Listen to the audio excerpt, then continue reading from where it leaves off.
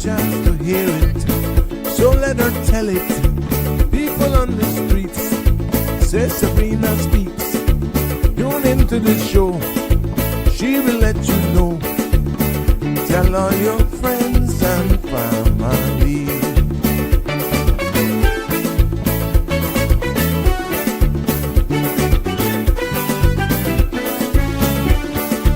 Real talk is no joke. You get the news straight up from grassroots and concerns. You can hear some people gone. So tell all your friends to tune in to Good evening, Cayman. I'm Sabrina Turner, and welcome to Sabrina Speaks, your daily dose of clarity, truth, and community insights. Every weekday from 5 to 6:30 p.m., we're tackling the issues that affect you, from national headlines to grassroots concerns. Whether you're in traffic or winding down your day, this is your chance to hear it straight and speak your truth. So buckle up, Cayman. We're not holding back. This is the show. We gotta let you know. Now we got to go.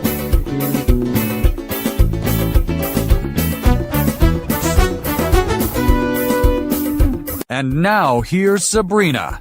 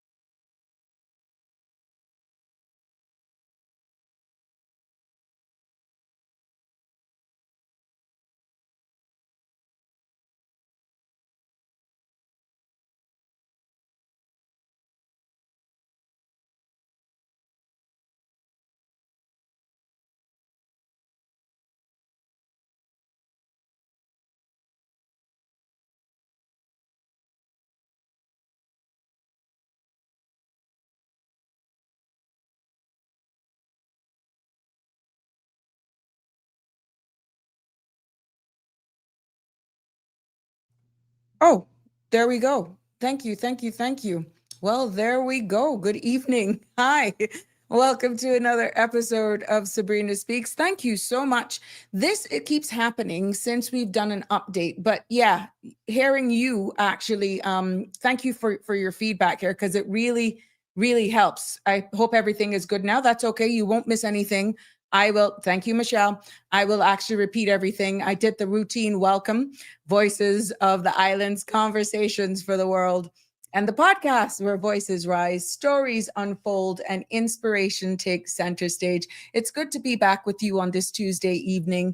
Yesterday, we've gotten excellent feedback. I thank you for your participation as well.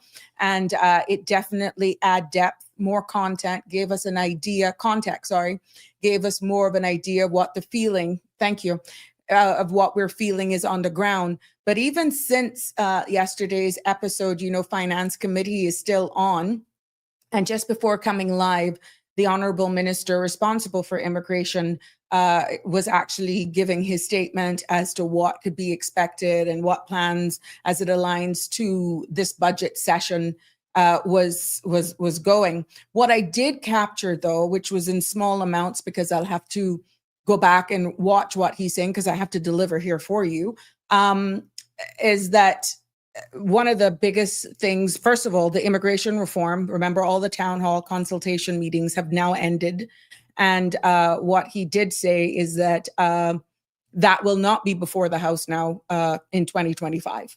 So the immigration reform bill, based on all of the recommendations after the public consultation and town hall meetings that were had, that it was important that they will take into consideration what was said by industry stakeholders, that means businesses, advocacy groups, and persons. They will be working, and he and his ministry's team will be working closely with the Department of Education, making sure that at the end of the day, that, Caymanians are not left on the back foot again with not having the skill sets or access to the skill sets, training, that sort of stuff to prepare them into the world, into the working world. And another thing that he highlighted was sham marriages, frivolous marriages, and that they will be bolstering up and making sure that persons are held accountable and that there's an environment created that if persons knows, I'm paraphrasing all of this, again, I will actually go in a deep dive tomorrow once I've had an opportunity to go back, because I know there's going to possibly be number of questions that are going to be asked. But another thing that was highlighted is the high number of temporary work permits that the department has been receiving, where they're receiving large numbers of temporary work permits of 3 months, then goes to an extension of an additional 3 months before going into a 1-year application. And it appears as though persons are, instead of going straight for a 1-year work permit, they have chosen the route of temporary for more than one reason. You get the persons here quicker, number one, because you get an answer a little quicker, but also they're using that as an opportunity to put people on probation, and then they will then go for the 1 year. The minister also highlighted that there were a number of persons as far away as the Philippines, for example, in Nepal, that are actually coming here, obviously on an approved work permit, I'm assuming, based on how it was delivered, and finding out that there is actually no work for them to do. Now, that speaks a lot on both sides, the applicant, and it also shows that processes can be looked at as to how these applications too are actually being considered. And then you look at what would be, how would you penalize these employers should that actually happen and it is a legit work permit. Now, there's another thing, because we saw where work was out on an operation and they were actually nabbing or found persons. I see there's an article as well where somebody from Nepal has been charged, found guilty of immigration crimes and frivolous paperwork. And that's one element of enforcement. But if there are actually persons who are getting legitimate work permits And still, when the persons arrive from wherever they're coming from, legitimately there's no work. That speaks different volumes as well. And should that actually be the case, and it was legitimately applied for, and you see where the employer then has provided false information that could justify the board coming to a decision to approve the work permit, but yet there's no legitimate work, then how do you penalize those applicants? In that case, the employer. And again, it looks as though that is where a lot of the enforcement arm and skilling up and probably hiring more persons to identify these things, even with the sham marriages, empowering people and creating an environment and a space where persons can feel comfortable to report these sham marriages, so to speak, and just hold persons accountable. So there's a lot more that I'm sure is being said, but because we're live, I'm not hearing it, and based on how the questions are posed. But that's pretty much it. As we know, I don't know if any more public consultations will be had. This is all speculative right now because there are still a lot of questions persons are asking where immigration reform is concerned. But what was made clear, and what I did hear him actually said publicly in Finance Committee, is that it will not be debated right in this year. It will be debated next year. So in 2026. I guess that is because of them trying to possibly formulate all the feedback that they have gotten.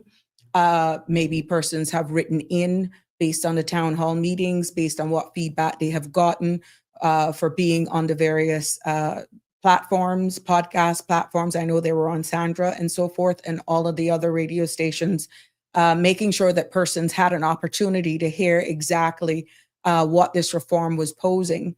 But that is one thing because of the public consultations being done and persons given an opportunity to hear what is being proposed. When you hear the cry of your people saying that they don't feel as though they are a belonger anymore, or they feel, that they're not a part of the place that they call home, that we're just growing too fast. And, that in itself puts a lot of pressure on any government to make sure that you answer the will of the people. But one thing you can't take away, and you shouldn't take away when you do certain things, is the heart and soul of who we are, but creating a same balance and making sure that you are doing the will of the people.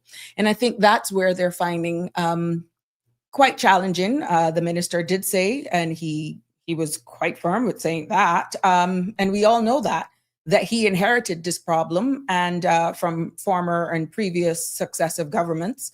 And now he is going to do what he has to do in order to implement change. For whatever reasons, your feedback is critical for this in navigating this space. And this is why you cannot be silent. No, you can't be. You can't be silent here when we're doing all of this sort of stuff. So that's it right now that's happening on the floor of Parliament.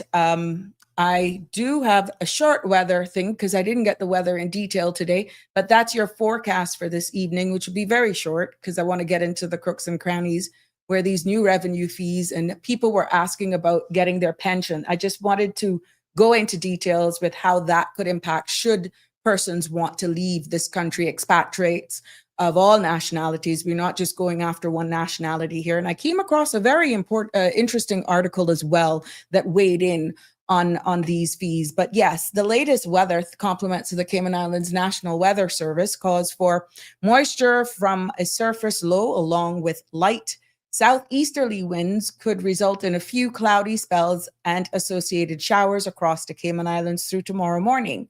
A high pressure system builds over the southeast United States, resulting in moderate winds and seas across our area from tomorrow morning. And as you can see, the current temperature is 87 degrees Fahrenheit, but I feel like of 72. The winds are southeast 5 to 10 knots with higher gusts. Seas are slight with wave heights of 3 to 5 feet, and sunset this evening will be at 5:40 6:45 this evening. Now, if you're heading out town to watch the drone show that was canceled or could not be had on Saturday evening, that's going to kick off at 7 o'clock. Yeah, they're going to have the drone show. So that's down on Harbor Drive. Whatever happened, apparently they were blocked. The drones were blocked. Signal was blocked. So that couldn't be had. But yeah. Let's say to all of our November 18th birthday and wedding anniversary people, happy anniversary to you and happy birthday to all of you as well. Good evening, Marshall. How are ya? Damian Henry in the house. Thank you for that heads up. Jack, you too. Thank you for that heads up. Yes. Oh, you guys are so helpful. I guess that's weird seeing my note going and not hearing a word out of it. Hey, Michelle Woods. Good evening, Iva. Good to see you here. And Miss Barb, I see you. Thank you so much. And thank you for sharing all the information that you are sharing with me.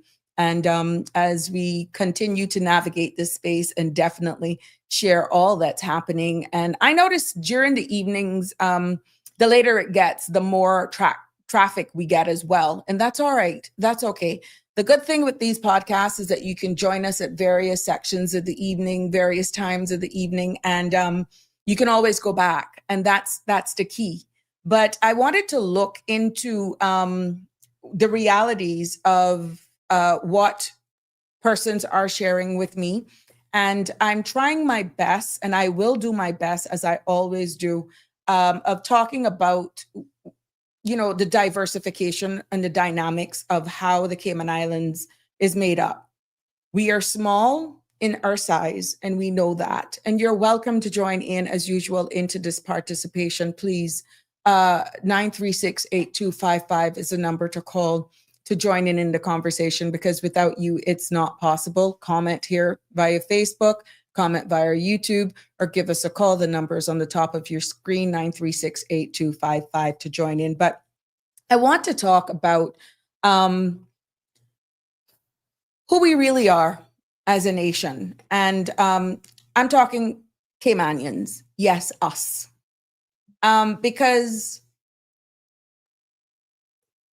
we are a melting pot. Based on stats, there are over 100 different countries.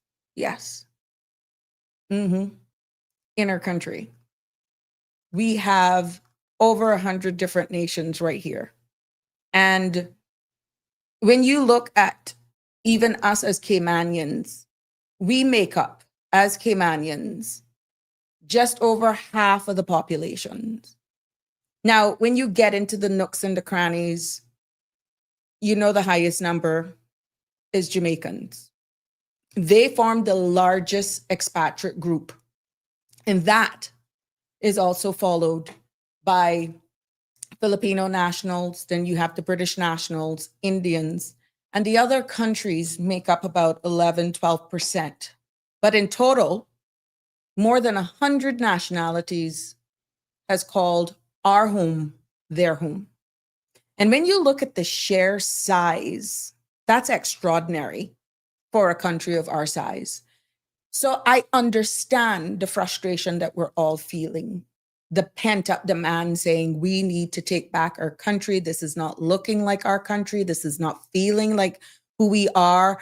This is not sounding like who we are. But one thing I need to try and say, that unless you entered here illegally, every expat would have entered here legally, either by way of a work permit, a government contract, marriage, or let's say status on the grounds of descent, because you found out your lineage thanks to all of this gold digging up stuff, and you can find out that you have true Caymanian heritage and you can be here by descent. So let's think about over 100 flags, over 100 cultures, whether or not you like it or not, all contributing to our economy, to our schools, and to our neighborhoods as well, in our homes. Yeah. So when we talk about, let's say, the entire immigration reform, and let's remember one key thing, and I'll go more into this as we get into the immigration reform, which we now know will actually be debated next year. Thank you, Israel. We'll go into more debate in 2026. But no one arrived uninvited. Every nationality here is a part of our Caymanian story. And one big takeaway, you can't really legislate people's behavior. You can keep them in line, but that culture. And I think when we're crying for immigration reform, it's being a little mixed with some of the bad acting and the nasty practices, bad cultures that are creeping in that is making us feel as though we're not even in our own home. Okay? And that, my friends, is what you call imported cultures and behaviors. And that is what I'm hearing at the core of our Caymanians, even when we speak. And even though it is immigration reform, and we say we need to get rid of some of these people, we're not going there with any one nationality today. Because like I said, there's over 100 amongst us. And when you look at reform and immigration, it's not just about numbers. It also is about cultures and behavior. Okay? We, the Cayman Islands, has imported not only workers when we apply for these work permits that hopefully we're going to get under control because we're going to make sure that our locals are trained up accordingly and they will feel more embracing and get better paying jobs and be able to see themselves climb that successive ladder, right? But when we also import these workers, we also import their traditions, their lifestyles, their values from around the world that they're coming from. And sometimes these cultures will blend beautifully based on how they're presented. And other times they clash. Yes, they clash with Caymanian ways of life. But here's the challenge. And I said this earlier on, because even though we are in the process of rewriting our immigration legislation that has had public feedback and consultation, you cannot write immigration legislation against a culture or a behavior. Laws really can regulate entry, residency, and work permits, but they cannot regulate respect, unity, or community spirit. And don't care how long a person has been away from their home, their culture, their traditions, that remains with them. They can observe what's happening around them, but you can never rid that of them. Not how they coexist amongst us and how much leeway that is given is largely dependent on even how we respect each other and who we are. So when you look at why immigration reform must be about balance and not blame,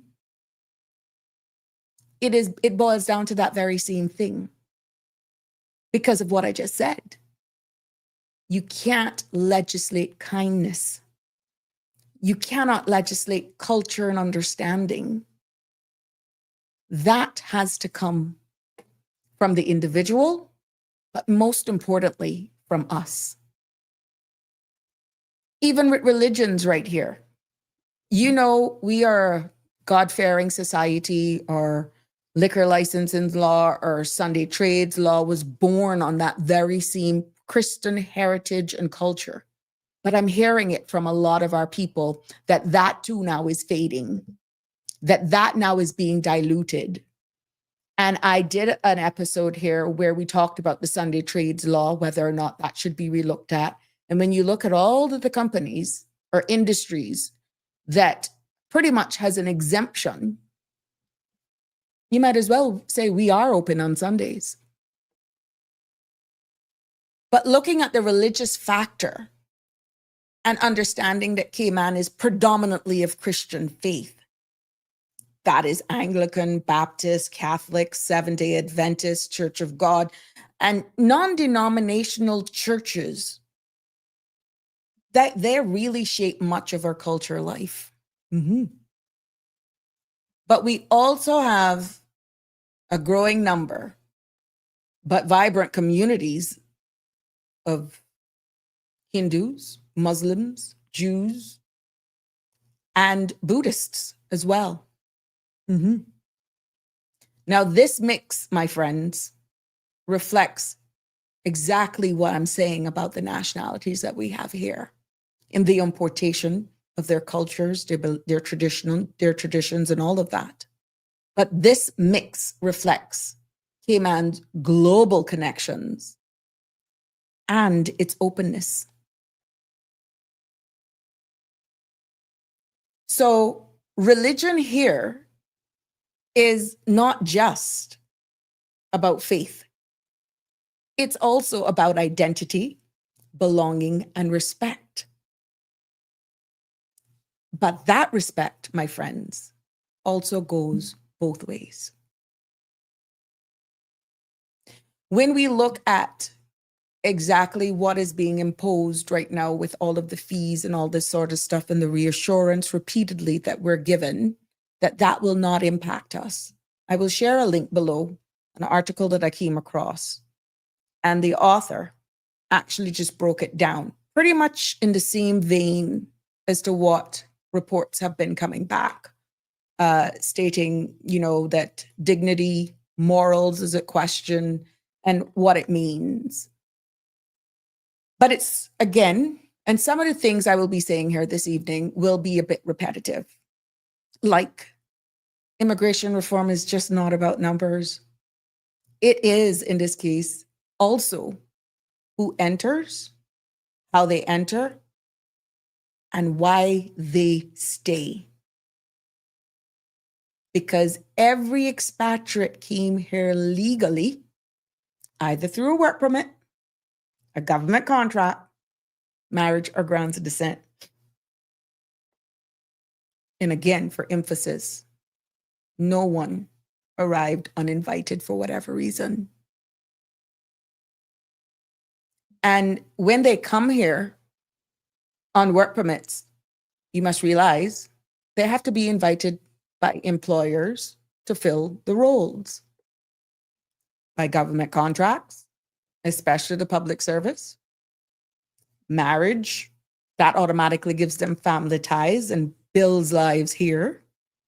And of course, then you have the descent on the grounds of grandparent and parent, and even through children. So the key takeaway is no one arrived uninvited. But the real challenge is really what I'm finding out now. And you're seeing it. And I am being as nonpartisan, as brutally honest as I can, and as truthful as I can, respectfully. The real challenge is not expatriates versus Caymanians,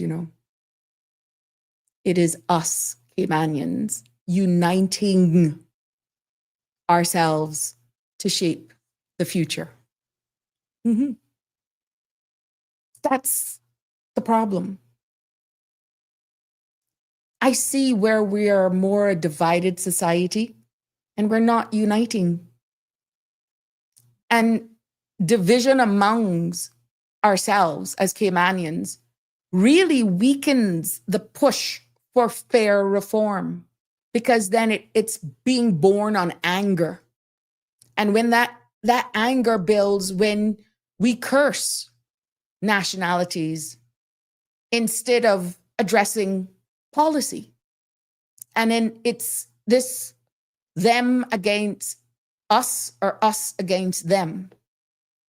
And when you look at the whole package of immigration reform, we must realize that reform cannot succeed if Caymanians ourselves are disjointed, if we're fragmented, if we're not united. You have heard me spoke about that on this platform numerous times, over and over and over.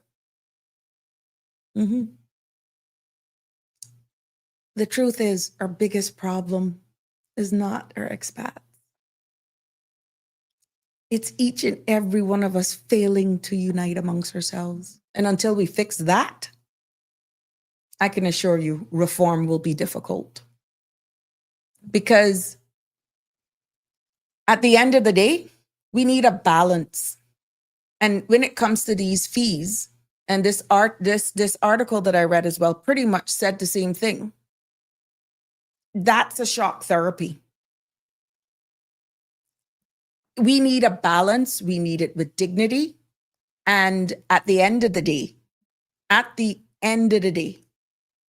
we all have to live amongst each other because we all have our part to play. And we need to develop a strong Cayman.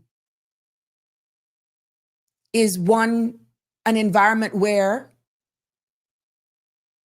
Caymanians can rise and see that opportunity to rise to leadership. You always heard me talking about succession planning. And I heard the minister saying what he wants to do with education and trades and all that sort of stuff. But it also needs to create an environment where also businesses can afford to hire. We're talking now about these imposition of fees for non-Caymanians. And at the end of the day, there's only one word that can see that comes to mind with that, discrimination. I'll give more context to that. But our country, as also replicated in this article that I will share the link below so that you can read it in its entirety, that we need that environment as well where expats and locals can actually work together, because there's some truths that I'm going to share with you. Even though all that is being said right now, Cayman has to realize there are some truths. The statistics, our ESO office, not me, has proven that when it comes to the working market. And expats and locals must be able to create an environment where we work together. Because in this space, if you get that balance right, the economy grows sustainably. It isn't knee-jerk. It isn't stop and go. It isn't panic. It isn't unrest. And then you will find that opportunities expand and not constrict. Since Friday, I know of a lot of businesses right now that are outsourcing services, cutting back staff. Caymanian-owned businesses. And it's, even though they're not outsourcing those services overseas with other service providers locally, that's necessarily going to be replicated, but it doesn't mean that the services are going to be outsourced locally. They could be going overseas. This is not to fairmonger. This is really just giving the facts, okay? But in this whole Cayman balance as well, and not a shock therapy as we gotten on Friday, it also would show that foreign investors feel confident and not scared. Yeah. We cannot, in this article, they stated, we cannot protect Caymanians, and I quote, by destabilizing the very economy that it employs them. That's not protection. That's sabotage disguised as patriotism, end quote. I will share the entire article with you. So when you hear the likes of myself and Denny talks about us uniting, educating, informing, cut the divide, and yes, acknowledge that we do need reform, but it's how you approach it. The call for unity couldn't be stronger, my friends. And here's the truth. Here is the truth. Anger is building. Anger is building. We look at our society, it is a melting pot of cultures. And that diversity in itself brings strength, but also can bring tensions. And we're not dismissing the fact that Caymanians feel displaced, overlooked. Some expatriates are now definitely feeling unwelcome. And some may not integrate fully, or they may not even understand Caymanian traditions. And there's nothing wrong with us defending our turf. But there's some real truths that I'm about to break. The Cayman Islands is no different from anywhere else in the world. As a matter of fact, we're unique in so many ways just because of our indigenous population, that we have more work than we have people to fill them. That's bold in italic. But in every immigration reform, that also brings cultural negotiations. But cursing nationality, cursing one another, will not solve the problems. And let me tell you straight, Caymanians cannot fill every job overnight if expats leave. And I know some of us will say, we don't care. Let them go. It's about time. I respect your opinion. I totally respect if that's where your mindset is, for whatever reason that anger is born to make such a profound statement that is factual, but it's not sustainable. Yeah, because that's really the fact. Caymanians cannot fill every job. That isn't happening anywhere in the world. And worse, overnight. And if expats can't thrive without respects from locals and it's reciprocated, oh my goodness. That, my friends, only one word comes to mind, and that's unity. Unity is the only way forward. And immigration reform must show some fairness, transparency, and also opportunities, which is what Caymanians are calling for. Not division, as we're seeing possible could happen with how these fees are being imposed and targeting expatriates. Of course, we as Caymanians deserve security. I'd be the first one in the front of the line. But I'm a realist as well, that we don't have the population right now in order to keep money coming into this country unless you do something like what is being proposed. But they also deserve, expatriates and locals alike deserve dignity. But our leaders owes every one of us openness and honesty, even when it hurts, at all times. And I know some will say this is not political expediency. We are checking the box that we're doing what we're going to do in the first year. But at the end of the day, the truth will come out in the rinse. Yeah. Because the problems presented so that our citizens feel they're not an afterthought in our own country is born on when we have the real hard conversations until we really, really can do better. And that's not using them and then kicking them to the curb. It's all about dignity. Let's go to some of the comments that I'm seeing here. And I thank you for that. Hey, Connie Bonnie, how are you, my love? It's good to see you. Celia, good evening to you as well. Sonia, blessed love to you as well, my love. Keith, good evening. How are you? We are the only country in the world with a Bible verse on our flag, Psalms 24:2. Caymanians are special people in the eyes of Jesus. Thank you, Keith, for sharing that with us. Okay, then, I don't. What you were clapping to at that time, Connie Bonnie? Barbara G. Unity has always been a problem here. Sadly, most of that came from not knowing themselves. Yeah, well, that's true too, Miss Barbara. And I feel that more and more as we actually navigate the space and the realization that the world is moving, Caymanians and Cayman has a choice to make. And if that was the case and we just wanted to remain how we are, I can understand the clarion call for not wanting or to slow down our population, but do that delicately. Then I wonder why we opened back up post-COVID. Did we see what that caused? To this day, we still have persons who are saying that was illegal. We see the damage and the long-term damage that it has done to our tourism industry.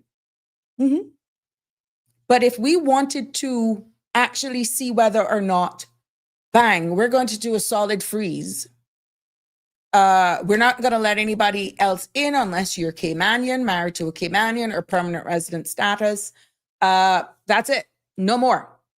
The skill sets that got locked down here with us and who stayed with us during the lockdown, who did not travel, who did not leave, that's it. We're closed. Financial services, they do what they have to do online. And what then happens to medical tourism? Only them get flown in? I'm just using this as a scenario, food for thought. If that is really what we wanted, we should have never reopened then. But I said that deliberately because we saw the call for those persons working in the hotels. We saw those calls for those persons working overall in the hospitality industry. And then we've had cases where you had to fly in special experts because the expertise just wasn't readily and available locally in order for certain things to maintain their warranty, which is a manufactured thing. I'm just using this as examples. So what I'm saying is, at the end of the day,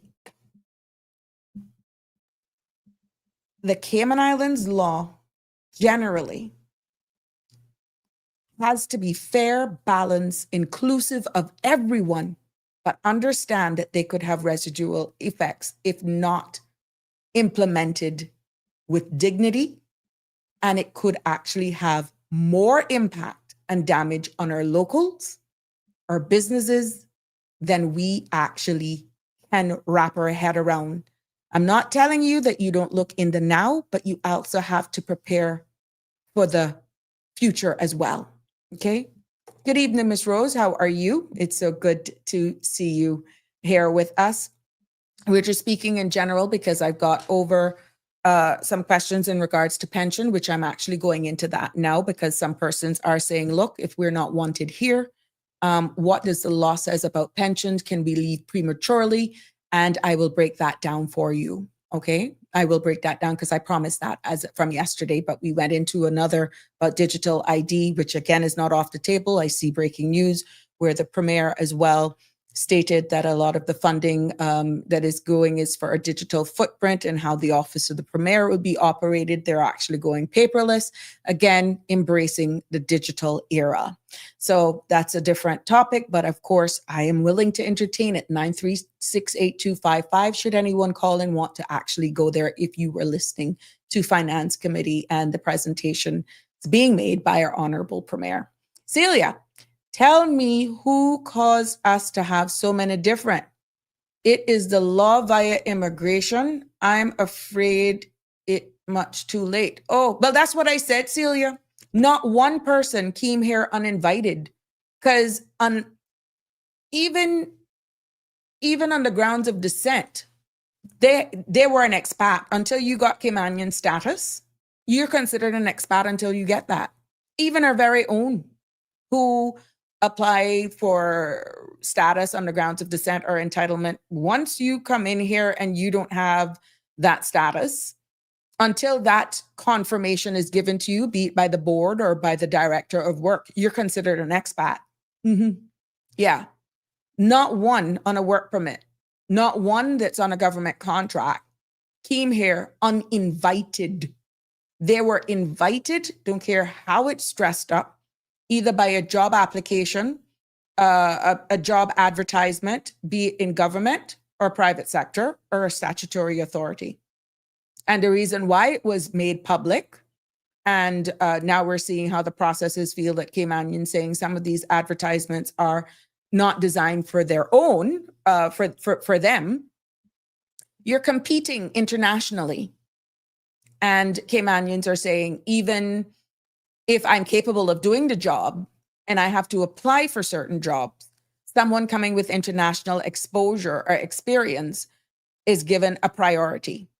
Now, the Honorable Minister also said something about accreditation, the accreditation system where employers are awarded based on them actually showing that they're doing the right thing and how much Caymanians they employ and all that sort of stuff. I'm really hoping that that can come to fruition because that has been talked about. I have been in immigration law now for 20-something years, and the accreditation system was something that was talked about before Mr. Manderson became deputy governor. Yeah, that's how long it's been talked about. So I'm really hoping now under the current climate that accreditation system, even though it started and it stopped and the business staffing plan came on board, where persons then had to file a business plan and they had certain conditions based on certain positions. That was as closest thing to the accreditation system with the BSP, but it was never the accreditation system for big organizations or for organizations as a whole was never truly implemented under immigration that awarded good behavior once they can demonstrate that they have created an environment where Caymanians are welcome, are given fair opportunities, and they're employed. And then should they have a need where they need a work permit, they would have been able to demonstrate through this point system, the accreditation system, that they wouldn't have a hard time because their percentage in work permit foreign help would be so low that it's almost like, okay, that must be an exceptional situation. Okay. So I know that for a fact because those days, Mr. Manderson and I actually worked together. So to hear the Honorable Minister saying from an organizational standpoint, from a business perspective, that there are actually looking at the accreditation system was music to my ears. I just want to make sure now, and hopefully now that it can roll out and that Caymanians now will be given a fair chance in upward mobility, or better chances once they meet the requirements, have the required skill sets, or given the opportunity to have the right skill sets, and then ultimately be employed and not feel that glass ceilings are created, be it in government, statutory authorities, department, and private sector, because what is being said in conversations that private sector is not the only problem, that this problem is existing even in government. Yeah. So Caymanians are talking that it's not just in the private sector. And I know that the deputy governor is actually working on situations where it shows that Caymanians, even in the government system, will be given a chance once they have the required skill set for upward mobility. Yeah. So this spinoff with persons now opting to leave, but I want to leave with my pension. Celia, that answers that question. I mean, nationalities. Yeah, all these different nationalities were invited by whichever employer. And of course, if they got the work permit approved, that's a different nationality. Damien Henry, alone, we can do so little. Together, we can do so much. Helen Keller. Well, that's true. That's true. Well said. Thank you for sharing that. We can. But unity will be the backbone of our very own survival. And it's going to start with every one of us as Caymanians. As I said, the recent release, I've had a number of persons reached out to me the revenue proposal, the impended immigration reform that says rollover now could possibly be 2 years, and all of that. The whole intricacies or the outcomes from the public to consultation. Now, I'm quite sure we will hear when the minister actually tables this bill in 2026, as he alluded to a short moment ago in his delivery in Finance Committee. But we've had persons asking what laws are in place for expatriates who choose to leave the Cayman Islands before retirement age, but who want to leave with their pension contributions. And since, and I'm paraphrasing now based on the conversation, this, whether or not the government should consider allowing persons to take with them when they go, because the environment now is appearing to be a bit divided, divisive on expatriate workers, and some are calling to go back home. They would have no problem going back home to their country of origin, so that Caymanians who feel displaced can get better paying jobs and own property, because then it wouldn't be nabbed up by these expatriates as what is being stated, right?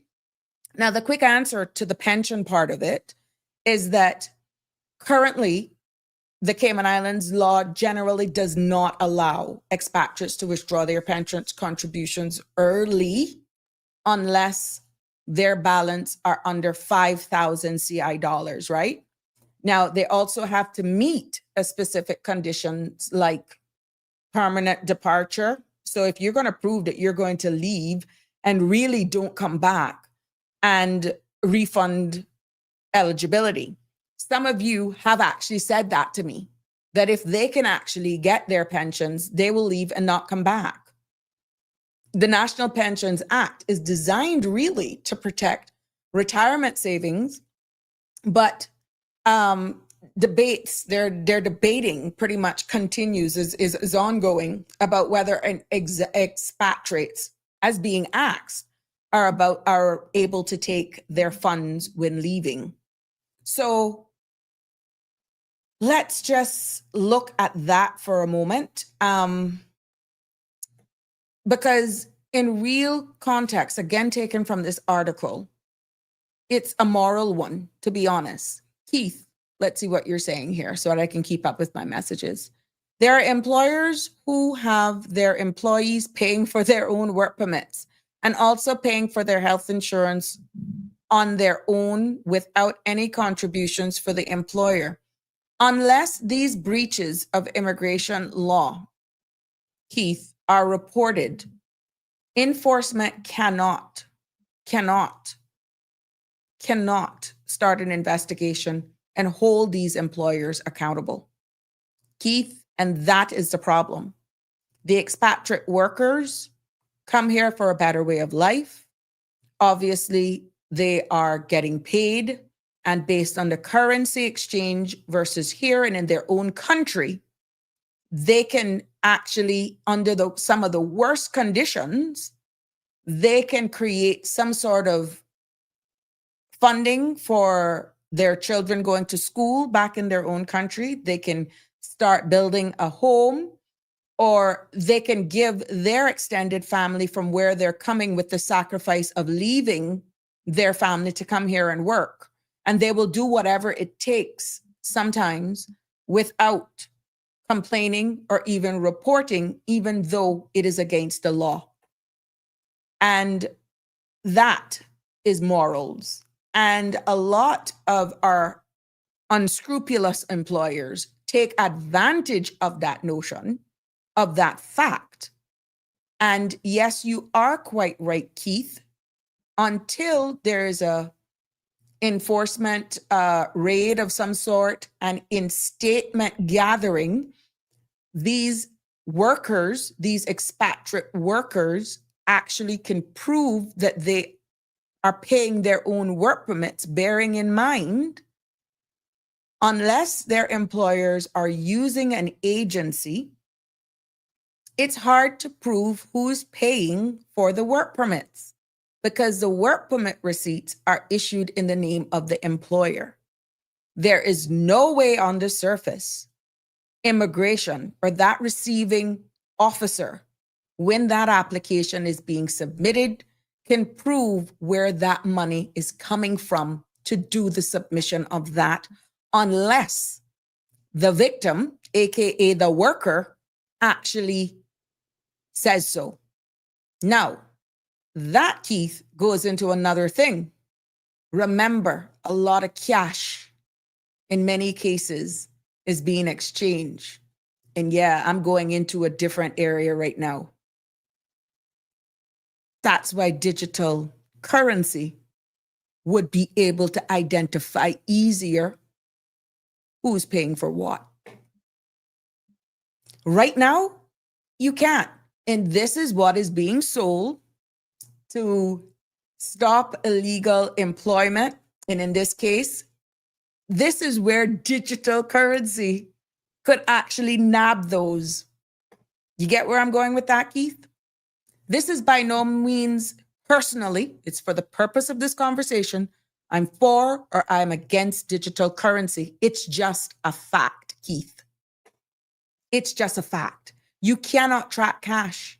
And unless that victim, the worker who is paying for their own work permit, sometimes even the employer's trade and business license, yes, because if the trade and business license is about to expire, that will actually inhibit, cause the submission of a work permit to either be rejected, refused, or not being able to be submitted because it's either about to expire or expiring on the day of submission. Guess what? That work permit is not going to be accepted. So many a times these workers even opt to pool together to pay their very employer's trade and business fees. But unless they speak, the very same Caymanians that are crying for immigration reform because we don't want them here are exploiting the very same workers. That speaks a lot about us. Us as in Caymanians. Damien, contributions generally can't be cashed in except on retirement or as otherwise permitted under the specific plan, rules, and law. Contributions generally cannot be cashed. That's pensions you're talking about, Damien, right? Damien Henry. But what we're saying, because persons are opting out and wanting to go, it is stated here that it can take that process once you can demonstrate, if you're not 65, it takes 2 years for you to get your pension. But if the environment is becoming of such that persons is opting to leave and they have been contributing to their pensions, then at the end of the day, what the expatriates who are willing to leave and saying, I don't want to come back, they're asking, why can't I cash out and take it with me? That's the question. And right now, the mechanism, the facilities under the law and the processes should, let's say 30%, let's use a magical number of, let's say 30%, pretty much decides to leave of expatriate workforce. If you think that won't affect business, think again. Yeah.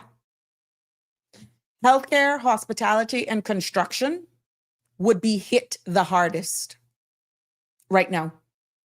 And Caymanians alone, as I alluded to earlier on, cannot immediately fill these roles due to skill shortages and the sheer number. Look at even our policing, our medical. If everyone was saying, look, I got better opportunities, I'm going. You hear one nationality the most, and that's Jamaicans. No, we're not going on one nationality here.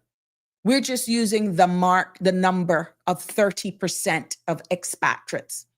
Bearing in mind, expatriates is anybody who has no status. That could be persons who decide, I'm not even going to be bothered to apply for Caymanian status on the grounds of naturalization. It doesn't make sense. I might as well leave. because I still have kids, yada, yada. It has to come up through the process. And until that happens, for whatever reason, you understand? I'm just looking at 30%. What happens if 30% expats leave? If you think that won't affect businesses, ladies and gentlemen, think again. There will be economic disruptions, such as tourism.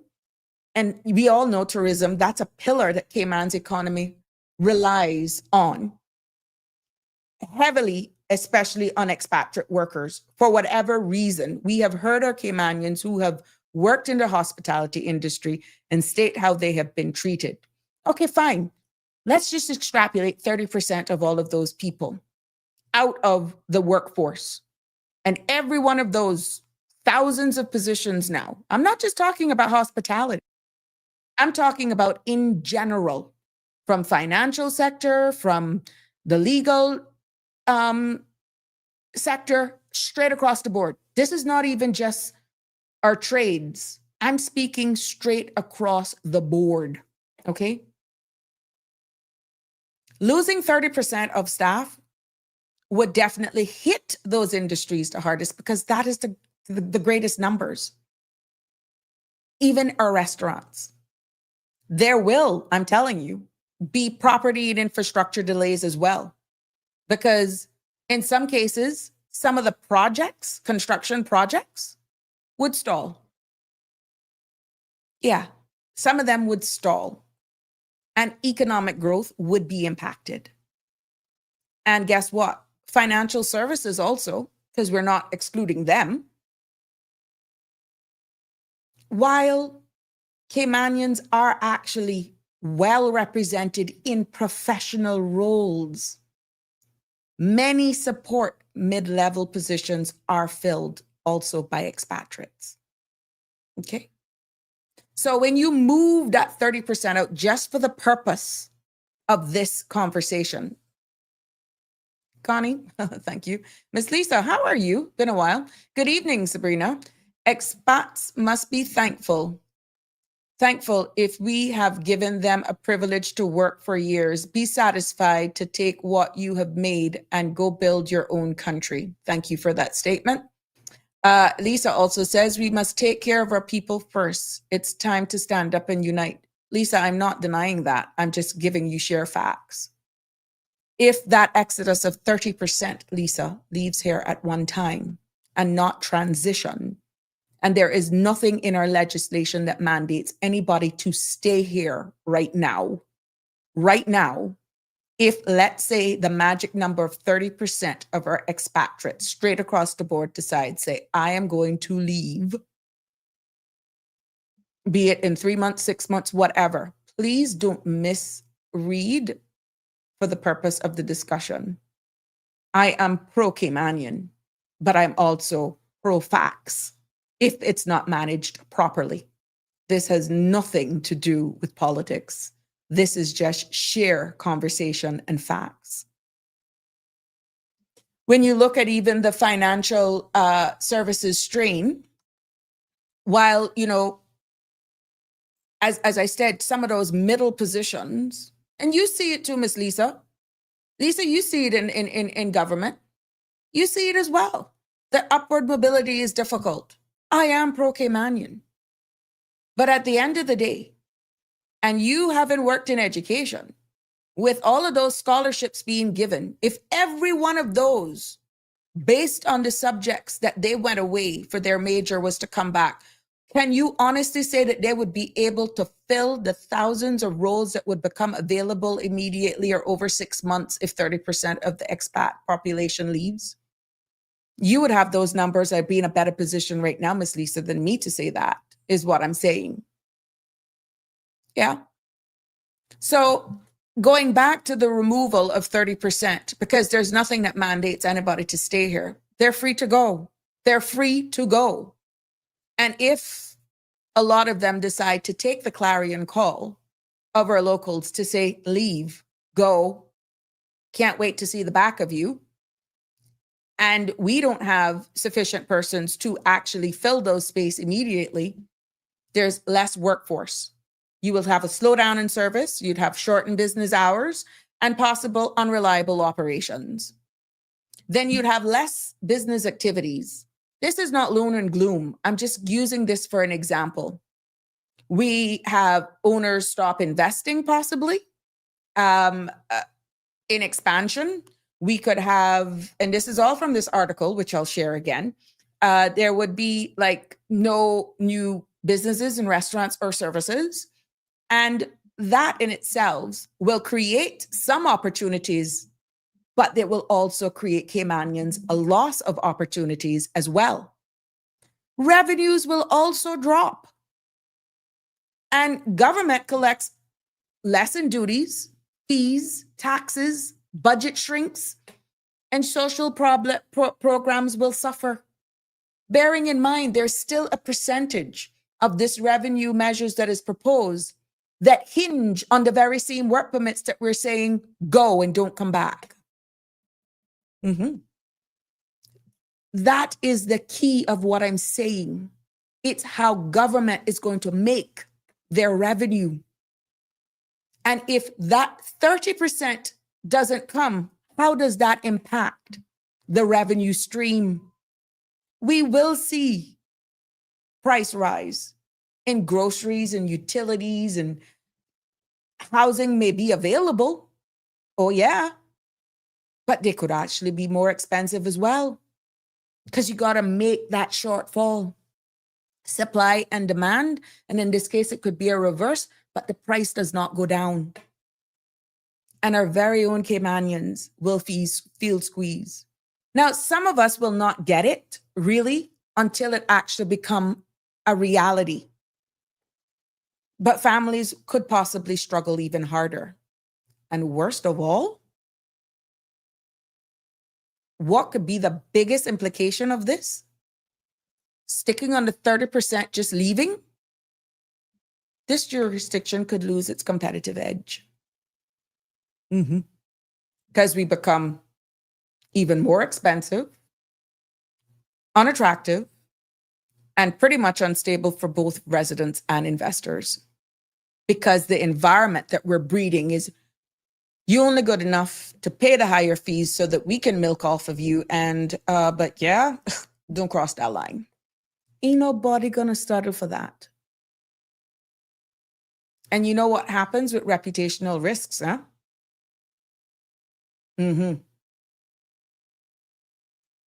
It's almost impossible to reverse if we don't get it right.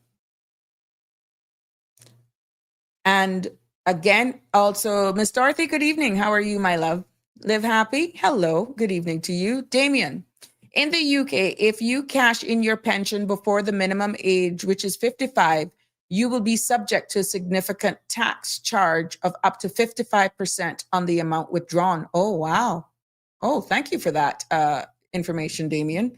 Oh, wow. Well, like I said, persons are asking if they so choose to leave, whether or not they can go with their pension. Now, if there's going to be a penalty, whatever that percentage is, it's for our lawmakers to actually say that. And this could be a national debate. It could be a national discussion. But here we go again. The persons that are wanting to leave are not Caymanians. And should those departure of pensions actually be depleted, it's not only expatriates that are paying pensions. It's not only expatriates, Caymanians are paying pensions as well. And the removal of, let's say, 30% for the purpose of this conversation is going to impact that. Miss Dorothy, thank you so much. You're making a lot of sense. Damien Henry, I don't know if it was kaboom. Live happy. We will just have to adjust, like how we are adjusting to this chaos. We need that slowed down to recalibrate. Yeah, we need to slow down. Nobody, live happy, nobody is saying that. As I'm saying, it can't be done and it could have unintended consequences. And at the end of the day, irreparable damage. But I do get the point that something must be done. Please do not misunderstand me. And this is not no fence riding. I'm just sharing with you facts. I have always done my research. I have other articles that I read as well for persons who are looking at it, economists and all that sort of stuff. I am just hoping, as the chairman of Finance Committee says, that he actually consulted with the ESO department.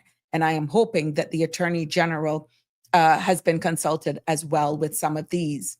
But when you're looking at filling the gap, going back to Lisa, and also Live Happy with, that we need to recalibrate, the numbers mismatch.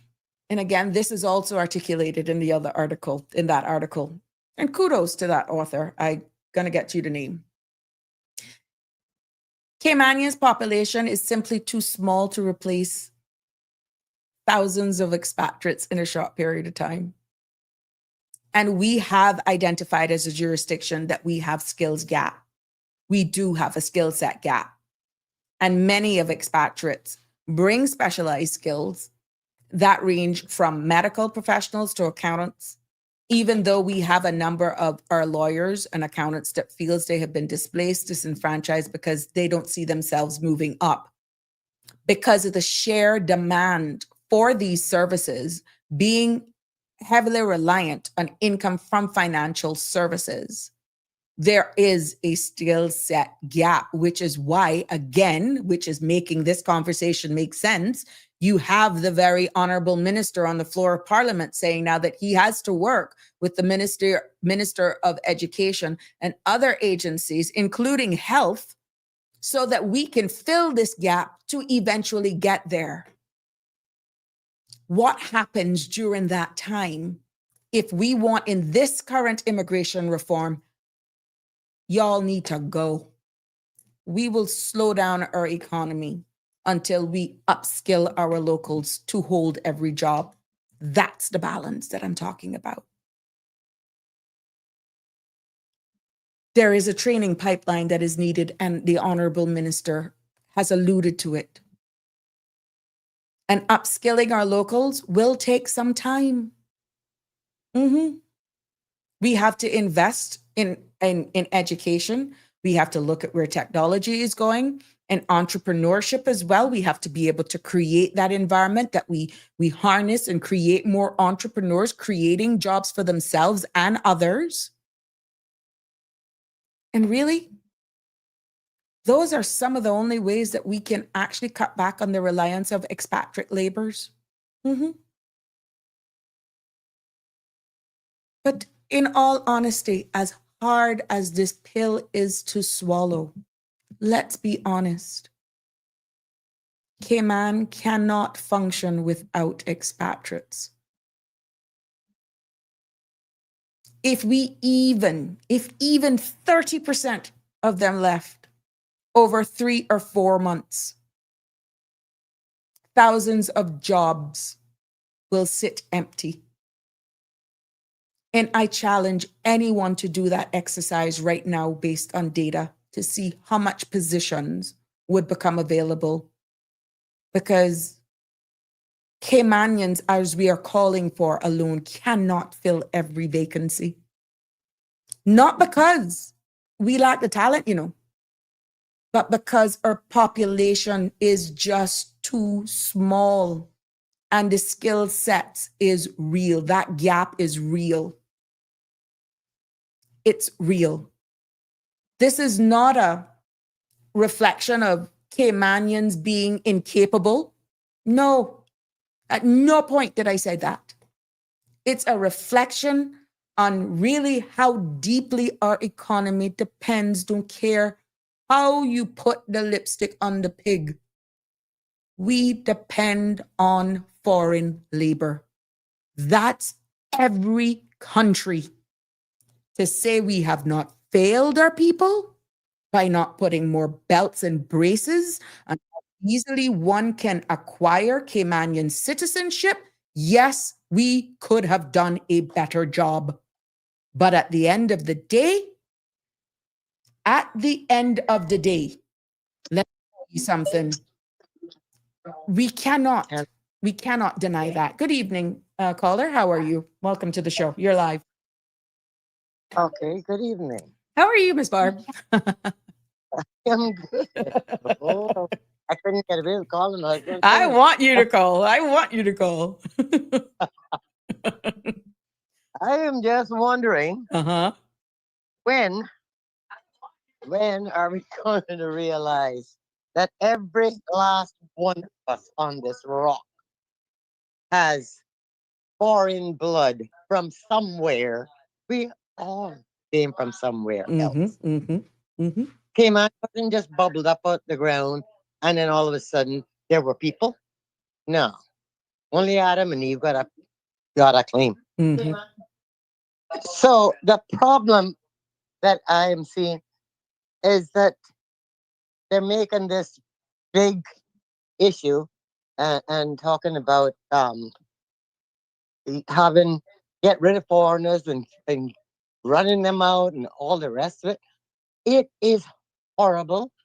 It is mean. It's divisive. And it Very and it's divisive. about time someone just darn well spoke the truth and Mm-hmm. stop that garbage Mm-hmm. because I am so tired of hearing it. Mm-hmm. They're not And being factual. Politicians must stop pretending that this is a simple fix. yeah, well, that is just it. We would still be beating mosquitoes with smoke pan if we didn't have foreigners come in and put electricity and every darn thing else that we have here. Mm-hmm. And now, but it's almost like like all of a sudden it's a we're us against them. Mm-hmm. Come on, who is us Mm-hmm. and who are they? You know, I needed some work done in my house. I asked three different Caymanian, they're my Caymanian, yeah, Mm-hmm. three different ones. I'm still waiting for one to show up. Oh wow. Okay, I had a Cuban that came. I had a Jamaican that came. I'm still waiting for a Caymanian to show up. So let's stop the garbage, man. Enough. Mm-hmm. It's enough. You know, if all Mm-hmm. these people decided tomorrow to leave, you know what? If they won't kick us out, I am one too. My mother was from damn Trinidad, Mm-hmm. and I'm 75 darn years old, and you're not gonna find me talking like I'm listening to. I am so tired of hearing it. I'm Mm-hmm. tired of hearing it, Mm-hmm. and they just we gotta learn to live together. Mm-hmm. That is the big problem we have. And Mm-hmm. let's be quite honest. Lot of our own people get jobs. 10 minutes later, they want to leave that job, go to another one They're job because hopping. they can. Yeah. So what do we want to do? Put all these people are coming in here and putting all their money into this island.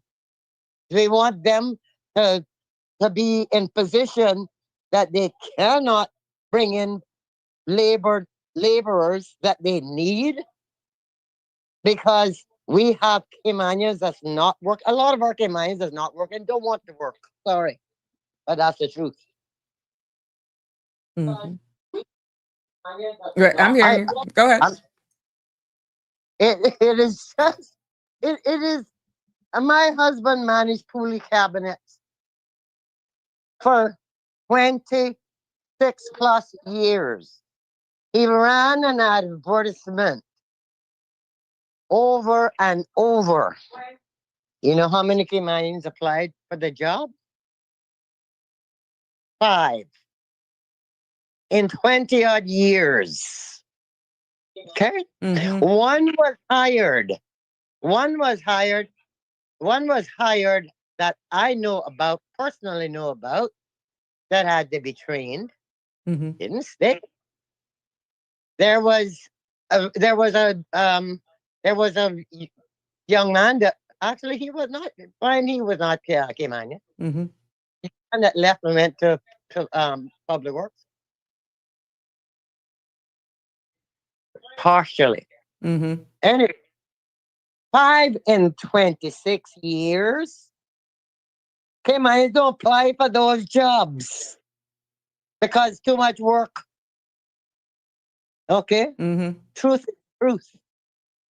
Which So we've highlighted that in certain countries, even the United States right now, the farm workers, which is why that visa was the fees were so high, because Americans refuse to go work on these farms and the poultry farms, and it doesn't matter. Even crop dusters and stuff, you know, they just refuse to do certain jobs. This was building cabinets, and you could learn how to do it. I retired from social services, not a boredom. I went and worked and learned to build cabinets and worked there for 3 years. Mm-hmm. I can build any cabinet, match anybody building a cabinet. Mm-hmm. So, and I'm a woman. Right.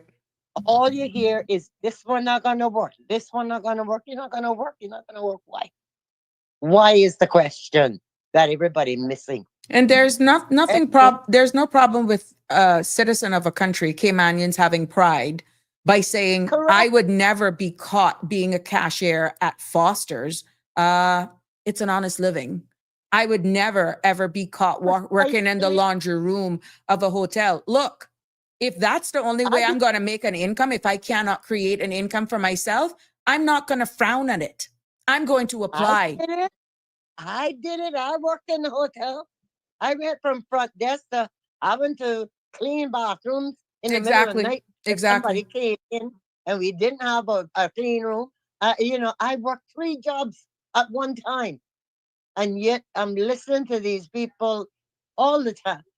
I can't find no work. They don't want to hire us. With that kind of attitude and the way I'm listening to some people, I'm sorry. I'm sorry. I love my people, but I love everybody. Mm-hmm. Because it takes all of us to make it work. We have to coexist because we can't. We cannot, if we continue to want these opportunities for our kids, want persons to support our businesses, which are Caymanian-owned businesses. I'll say from a local license control law that you have an LCCL, you understand? All these businesses that are operated are owned by Caymanians. If we just remove them, then what happens? There's another person. Yeah, that's true. A Caymanian says they work at a gas station for $6.80 an hour, and they're darn good at their job. And this is not because I know this commenter. They have one of the best personalities, and they're not ashamed. But you know how much people I have seen gone to restaurants and being served by some Caymanians and even some fast food joints, and they look at them like, look at what she come to. Look at what he come to. They make you feel like nothing because you're doing those jobs, yet they're there looking for the service. That has something to do with the culture and the psyche of our very own people, which is why some of our very own Caymanians would prefer to go to NAU for help, because our very own Caymanians frown at them when they see them doing certain menial jobs. Yes, correct. That is extremely common. No, it just irks me to listen to this garbage day in and day out, and it's getting worse because it's from people that know better. Can you imagine something? It's coming from people that know better. Exactly. Miss Barbara, can you imagine now what headlines that would make if, for some reason, my resort in making another income is that I go Mango Tree as a server? You think about what I just said. Or I go to ask Mr. Woody, can you give me a little part-time thing as a cashier? Yeah. So you know what they would say? Big old minister, she didn't get elected, and look at what she gone to. They actually frowning at me for making an income. Listen to me, your own tick bite to the hardest. When I'm only serving my own people, maybe I may like the vibes of a mango tree, or call Luigi and say, yo, I need help. Teach me how to mix drinks. I need to be able to help you. I need a job. Can you help me out here? Can you imagine what kind of headline that would be made? I bet you that would be the most persons go to Cabana or Mango Tree if they hear Sabrina working there at a server just to see me waiting tables. Yeah. Yeah, it wouldn't be for the right reasons. It would be for all the wrong reasons. I can't believe that was she going to. Oh my God. Really? Correct. Correct. Correct. They don't realize that the pride, you know, in earning your own money, that the pride you feel from not having to depend on NAU, I mean, come on, gone are the days. Gone are the days that pride even much mattered anymore. I'm Exactly. looking at, and it's pathetic. Mhm. And I just so tired of hearing the foolishness. And they know it foolishness when they're saying it. And this is Come why, on. I'm If they taking, don't, then they shouldn't be in position. I'm a little offended that what's going to be what is being stated by our elected arm is that these impositions of how government are proposing to make revenue is not going to affect the domestic market. I read another article today from people in the law firm that saying there was a quote that, it's not really going to impact them. Oh, no, because you're going to put that on to anyone who's retaining your services based on how much an hour you're costing. What's going to happen is that the average person's not going to be able to afford to retain the services of legal counsel. They will then still have to go to legal aid. And who still picks up that tab? The very same government. Hey, man, Trump. So you have certain industries, yes, that will say, oh no, these imposition of these fees are not going to help us. They are already factoring in how they're going to bury the additional in fees. But it's going to make it harder for you and I, Miss Barbara, to get those services. Oh, yeah. Yeah. Somebody got to pay for it. It's no free lunch. But I think more and more we're getting that. Pardon me? As it never was and it never will be. Exactly. No matter how you fool yourself.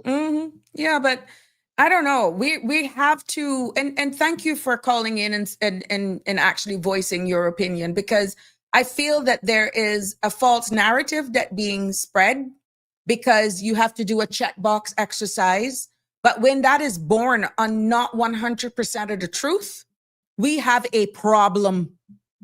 Oh, yeah. Because we cannot exist.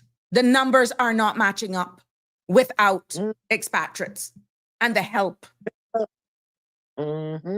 So our politicians, our leaders need to stop. It's not as simple as it appears. Making these statements and stuff that is not, it's going to indirectly impact every one of us. And that is no nationality. That's all nationalities who decide to fight the fight here with us. And for those who decide they want to leave, that's totally their choice. There is nothing that says you have to remain. Not one single thing. But if they want to leave, that's their choice. And if you want to say, well, they only intended, I saw a comment here that the reason why some of them want to stay here is only to acquire status. Well, if we've created that environment and they have not breached any laws, they have become a part of us and share in our culture and want to be a part of who we are, then why not make that accessible to them? Well, that is my whole point, that every one of us came from somewhere else. Exactly. Everyone. So cut the crop. Pardon me, Frank. The good thing is with this, I'm not on radio, so you can go there. You can go there. I came by that honestly too. Yeah. The French. Yeah. Well, thank you so much, my sweet. Thank you for sharing that as well. Thanks. All right. Thanks Have a for- good evening. You too, honey. Bye. Sure. Bye. Yeah, thank you, caller, for sharing. I love to hear to speak to Miss Barbara. Honest to God, Denver. I started working at Cayman Kai Resort, dumping garbage and cutting grass, which took me all over America. You see there, those was transferable skills. And like I said, it is just a culture thing that we actually frown at our people. I remember pulling up me in fast food. Oh God, I pulled up to a fast food joint and I made my order, and the voice that came over the intercom, that was so refreshing. Let me tell you something. When I realized that that was a Caymanian voice, I was excited to actually drive up to the window. And when I got to the window, it only solidifies what I've said. I says, I didn't ask any question. I just confirmed. I am so proud to hear one of my own take in my order. And I said, don't you make anybody push you out of here. And I said, you be proud of what you're doing.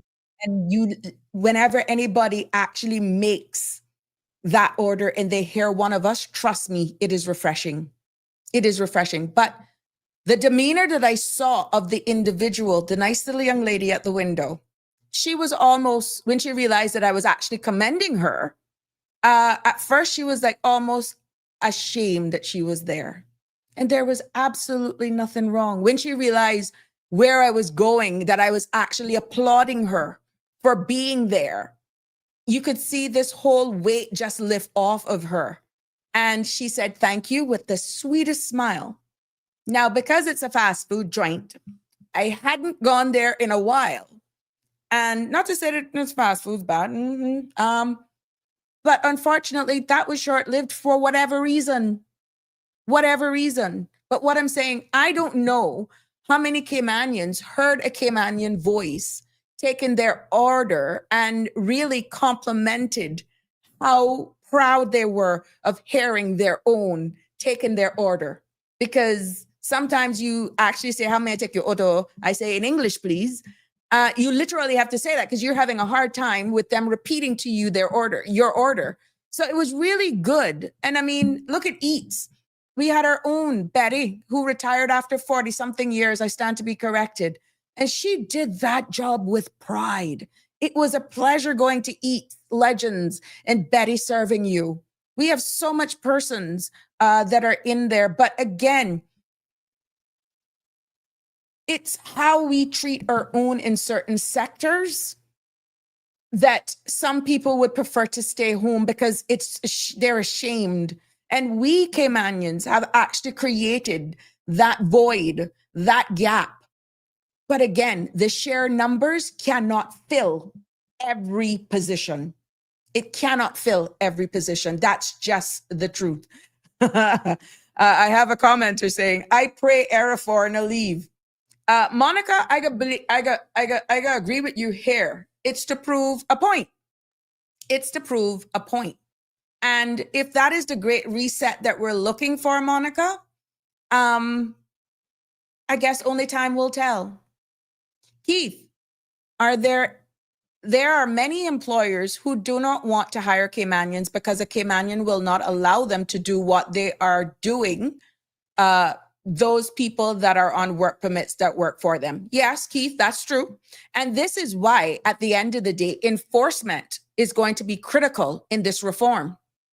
And if enforcement do not hold some of these employers who are actually doing malicious things to these foreign expatriate workers who remain silent, then of course.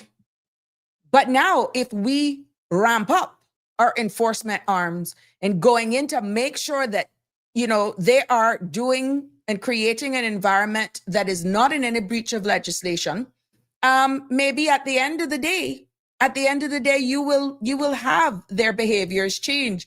Denver, you from Cayman, right? That's why. Yes. That was transferable because I saw it. I saw your comment earlier on, Shaq. You're absolutely right, Miss Sabrina. Our mindset really needs to shift. It's toxic. Yeah, Shaq. I mean, can you imagine like what I said? If me now, they got to go back into my history. Well, gee, some piece. She was a nurse. She worked immigration. Then she had her own business. She won Radio Cayman. Then she ran for politics and she lost. And look at what she come to. Look at you now serving food. Really? Really? Good evening, caller. Good evening. Good evening. How are you? Pretty good. Mm-hmm. I want to just touch on this thing about decreasing the population. Go ahead. Imagine for a second that you went to a bank and you borrowed $10 million and you built 4 units Mm-hmm. on a parcel of land, and they were being rented out for various purposes. And one day something happened that you couldn't use either 25 or 50% Mm-hmm. of the units. What would have just happened there is, let's say you have a $10 million loan, and the mortgage payment on that is, just for argument, $250,000 a month. Mm-hmm. And then all of a sudden you couldn't use 25 or 50% of the unit. You still owe the bank Yeah. $250,000 a month, Mm-hmm. but now your income is severely Less. cut Yeah. because you can't rent the other 25 or 50% of the unit. Mm-hmm. That is the situation we would find ourselves in Oh, yeah. if we just tried cutting population like some people are describing. Well, like I only use, just for the pulling a number out of the air, if 30% just chose to leave, I just pull a number. And I've had people agreeing with me the number doesn't add up with 1,400 and odd persons being unemployed, which means that the rest are employed. It's not working out.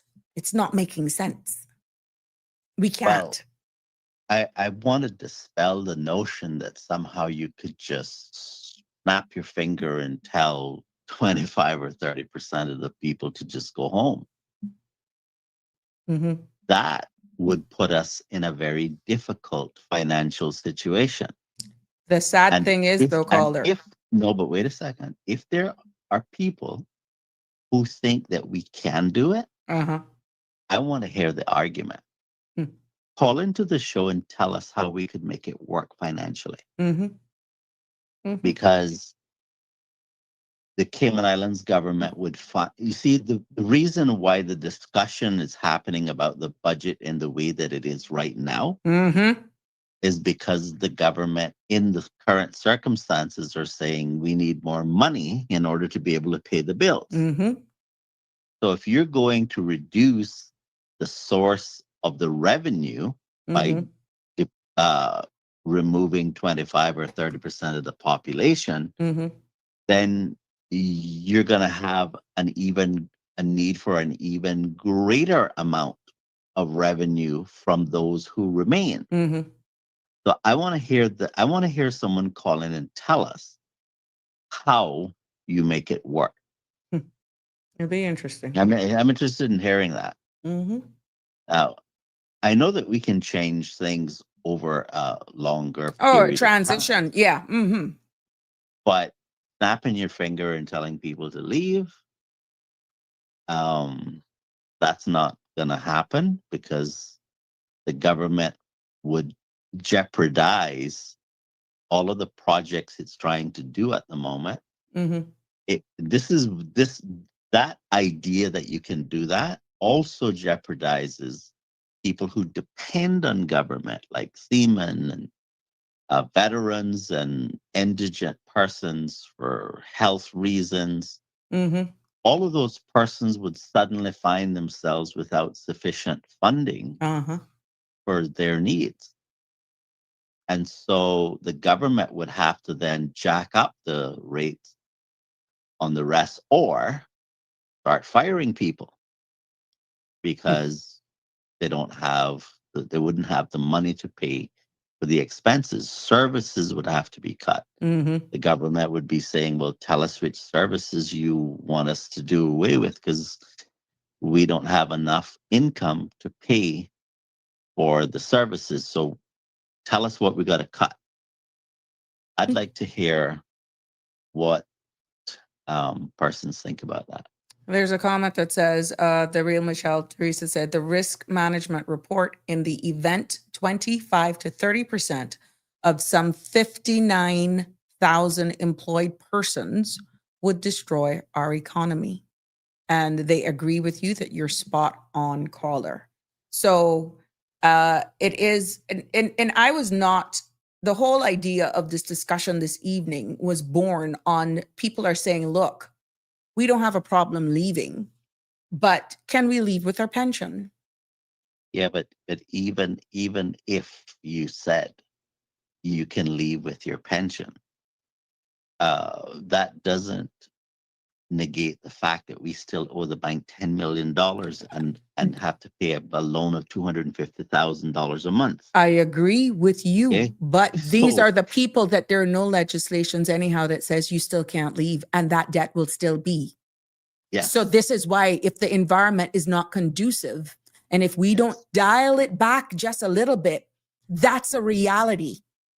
Well, what we need to actually be talking about, now I'm still interested in hearing the argument for it, because I want to consider what whoever thinks we can reduce the population have to say.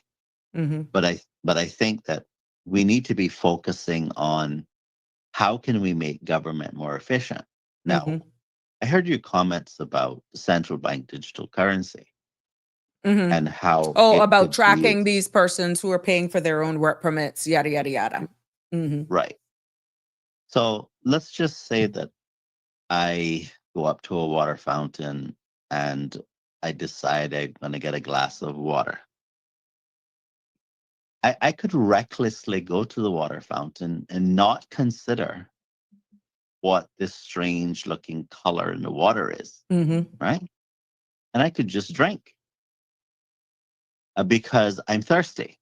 Mm-hmm. And all I'm thinking about is what I need at the moment, not realizing that strange colors arsenic. Mm-hmm. And I'll be dead soon because I didn't consider the risk Mm-hmm. associated with the actions I was taking. And what I'm saying is that you could make the argument that a pro of central bank digital currency is that you would be able to identify that particular crime. Mm-hmm. But what you're overlooking is the risk of what politicians can do, the harm that they can do. And so you have to ask yourself, is it really worth losing our rights and our freedoms because we want to identify someone who's having their employee pay for their work permit? Work permit. Mm-hmm. I think the argument should really be that the persons who are being wronged Mm-hmm. should report that that is happening. I understand what the risk is to them, but what they're asking me is I need to risk my freedoms because they're too afraid, and my answer to that is no. Mm. I'll leave it there for today. Oh, thank you so much. Very interesting. Let's just get away in on this. We got Dane Gillette that says capitalism is never enough. Capitalism needs people and money to exploit. What's your take on that? Well, there's always risk in things you do, right? So will there be an opportunity for someone to exploit someone in any given situation? Yes. But if you think socialism and communism is a solution, you're not thinking about the risk there. Mm-hmm. Mm-hmm. So, I went to Cuba once, and I was talking to someone, and I asked, "Is it really true that everyone is equal in the system?" Mm-hmm. And the answer that I got back was no, because it's they all make less money, Mm-hmm. but not an equal amount of money, which is the same for thing. us, Yeah. right? Yeah. Relatively speaking. But except that you've lost your freedoms, because now these central planners get to decide what you do, when you do it, how you do it, Mm-hmm. how long you will do it for, or whether you'll do it at all. Mm. Instead of you deciding whether you're going to get on a plane, because you've worked hard all year and you want to go on a vacation. You're free to do that. I think we need to be careful not to squander the freedoms Mm-hmm. that veterans have died for. Right. Okay. I saw a video of a man in the UK dressed in his military uniform, and he was complaining. The caption on it was really a complaint to police officers who are trying to prosecute people for just making simple comments on social media. Mm-hmm. And it was basically saying that's not what he fought for. Mm. He fought for freedom. And in his old age, he's witnessing the destruction of the freedoms that he fought for. What I'm want to say to the Caymanian people today is this: rights cost you something. It costs your participation. Sometimes it risks you having to lose other things, Mm-hmm. but the benefit of having the freedom is worth the fight. Because if you didn't have the freedom, Mm-hmm. just imagine that you would have to do what you are told by the authorities, and if you don't do it, Right. or you're not able to do it because you're perhaps not as well physically as you would like to be, Mm-hmm. that there's negative I can't Repercussion. even say it for you, Yeah. right? Yeah. And so um you have to realize that socialism and communism Mm-hmm. is being sold to the world as a new improved version. Hmm. It didn't work. It's not working now, and it never will work, Mm-hmm. because when you strip the freedoms away from people, they become dependent on the government. And dependency on government is not um, the definition of prosperity. Right. So I would seriously like to discourage people, despite the challenges that we face, understand that the challenges can be overcome if we come together and put our minds to coming up with practical solutions to addressing those problems. Mm-hmm. If we throw our hands up in the air and we say, that's not my problem, you will one day realize why that attitude is wrong when the government steps on an area that does affect you, Mm-hmm. and then nobody else cares about what your situation is. Right. Okay, it'll come into sharp focus. Mm-hmm. But I implore the Caymanian people not to have the attitude that we just start kicking butt, so to speak, Mm-hmm. and thinking about the consequences afterwards, because that's not going to help us. Correct. But I am willing to listen to the argument about how we can get rid of people. Mm-hmm. I want to hear it.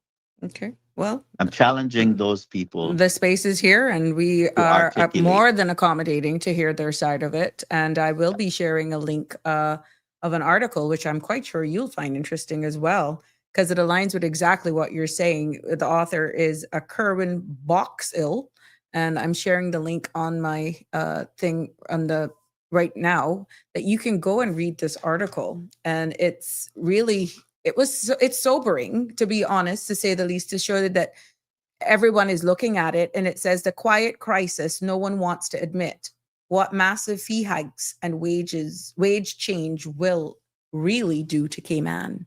And what is contained therein is exactly along the lines of those who are objective and real but it's pointing out, well laid out, well articulated there in that link, exactly what could become of us if we are buying this crap, to be honest with Well, you. the argument that that the rollover period should be for 2 years instead of one, Mm-hmm. I don't have any document that I could point to and say factually um, that's a problem. Mm-hmm. But my gut reaction on how I think people will behave, Mm-hmm. that's not going to work out well for Cayman. Well, Because 2 years is a long time. well, what is being said is that now that we won't know on because it'll now be debated in 2026. I guess the ministry now is compiling all the information that they got based on the town hall meetings, what feedback they got from industry stakeholders and persons alike and advocacy groups, in order for it to be debated on the floor of Parliament now in 2026. So it doesn't appear as though based on how things are going right now with timing, that it will be debated now. Well, just think about it. If you were running a business and you had to find someone to replace someone for 2 years, like after 2 years of training and whatever else, why would you just up and get rid of that person to But what bring are the you talking person about up? training? The whole idea for the No, rollover was to no. replace Caymanians, and Caymanians will remain with you forever. Okay, that's not going to happen because you don't have enough Caymanians. Well, that's Is what. the point? Okay, that's what I'm saying. So yeah, Yeah, I it's love it, this it's devil's advocate that we play with each other, but yeah, it's we don't have enough, but and it's not that the person can't come back and work for someone else. else. But the point that I'm making is that not only do you have someone getting used to how you do business, their Mhm. customers, what your customers like, there's always continual training in a lot of positions. And Mhm. so it costs you as a business to invest in someone, Yeah. right? Yeah. Yeah. Well, if they go away and then go and come back and work for your competitor, you see that Yeah. Yeah. it's not a I just don't think And that's going 2 years is I think that's unnecessary. And the share I, size of our country alone and looking at your competitors, it's a very small pool, which could do some serious trade secret deals based on the position that they were in, how you conduct business and that sort of stuff. Yeah, it is a risk. But you know what? The people are asking for change. The people are asking for legislation that protects us as Caymanians. The whole takeaway here today was to give some sobering realities, as you are rightfully alluding to. Let's hear the argument, the sound justification, or how you can defend that it's okay for a certain percentage, be it 30, 10%, pretty much over a period of 3, and don't replace those persons at all, how we would function. well, there is so when you have policies that you're hoping will result in a certain outcome, I think some of these things are a bit harsh, a bit extreme, and they don't really address what the real issues are. For the most part, what I'm hearing is that certain types of offenses are either not reported or on the side of the government, not issues are not there isn't sufficient enforcement. Or to really, You yeah, could change your policies to be whatever you want it to be. If you're still not enforcing if it, you're still going to it's end up for in not the same correct, position. correct. And so what I would prefer that we do is that instead of making just radical changes, why don't we just say, well, okay, how do we better enforce this? Mhm. I mean, to me, that seems a more practical approach than, you know, um, just trying to have these wild changes because people asked for them. Yeah. But then some of the breaches could be some of our very own, just saying, in high positions, Well, just for conversation. even if you had a communist system, that would be the case as well. So I mean, that's Just thought I would inject that. so how would we deal with corruption in high places? Well, the same way that someone who's being asked to pay for their own work permit Correct. would have to be, you'd have to come up with the courage to deal with To it. just deal with it. I mean, it's not really rocket science. And I'm not saying it's easy. I'm not saying it wouldn't have a cost. But if society, if we collectively said we're going to support people who take that position, Mhm. that they're going to root out that type of corruption that's destroying the quality of life that we enjoy, Mhm. then people would have more courage and we'd have a better country for it, rather Mhm. than letting politicians take us down wild rides. Correct. Denver says, I believe there are about 3,000 people on island without work, being imported workers without a job at all times, which our government should focus on removing. And Denver, what I would say here is that when you align who those persons who are so-called freelancing because their primary employer just does not have adequate work for them, then they should be penalized. There should be some form of action taken against those employers, in Well, my humble actually, I opinion. want to say something about that, because one of the things that the government is proposing is that you not be able to go from one employer to the next without leaving the island. Job I think hopping. it is. Mhm. Yeah. I'm not crazy about that idea. But what Because, happens like, when you don't have sufficient work? well, okay. I heard the gentleman talking about in construction, right? But let's say that you are a laborer in the construction industry and you don't have work for the person anymore. Mhm. What's wrong with the immigration department or the government having a policy that says that that person who's already here, Mhm. if they can lawfully and efficiently register to change the employment to another one that does have work, what's wrong with that? Mm. I mean, I don't see what's wrong. The one employer doesn't have the work, Mhm. someone else does. Why not just allow that person to transition to the new employer? And I know that this wouldn't be true for all industries, Yeah. right? Because you do have some that just come That's specifically right. because Danny, you my friend, or you know me and you went to school, and it and this is my cousin that I just found. Can you just take out a work permit?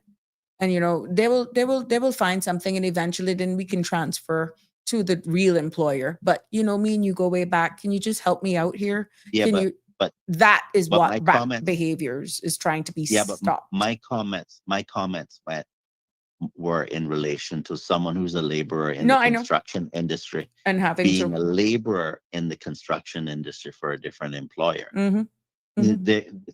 Because I understand how that industry is. It's not as as smooth sailing as some people think it is. It's very Correct. challenging. It is. And And this is, go ahead.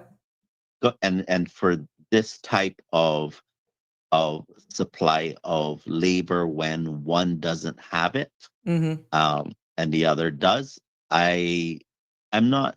I would think it would be foolish to say that a laborer has to leave the country and then apply for another employer. That don't make sense to Well, me. someone working in the construction industry called yesterday and said that and I can see where they're going with their suggestion, because they are in the construction industry, that they felt that any construction company who is doing business out there, especially building something under 3,000 square feet, they should not be allowed to have any work permit holders.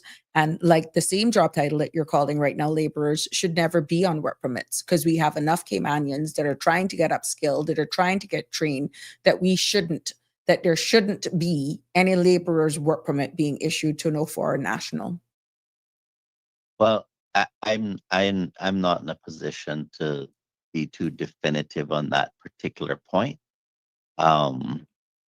So I mean, I can't really Mhm. speak to that. No, but they're saying for Uh, opportunities, if we want to improve the skill sets and to they, give our yeah, they people might these they might be technical. Mhm. Yeah, they might be correct, Yeah. but Yeah. yeah, This is why I said it I might be. understand where he was coming from and I appreciate that thought.